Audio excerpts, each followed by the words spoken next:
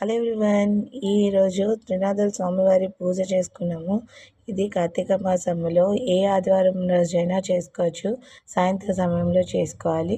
ఇది ఒక మేళ, త్రీ మేళాలు, అలానే 5 లేదా 9 మేళాలు సమర్పించుకోవడం వల్ల అనుకునే కోరిక అయితే నెరవేరుతుంది. అది మన ఇష్టం మీద అయితే ఆధారపడి ఉంటుంది. ఇన్ని మేళాలు సమర్పించుకుంటాం అనుకుంటే అన్ని మేళాలు అయితే సమర్పించుకోండి, మనతో మంచి జరుగుతుంది. అలానే ఇంకోటి ఏంటంటే, ఈ త్రినాథుల మేళాకి మన స్తోమత తగ్గట్టే చేసుకోవచ్చు. ఆడంబరం పోయి ఎక్కువగా ఖర్చు పెట్టిన అవసరం లేదు.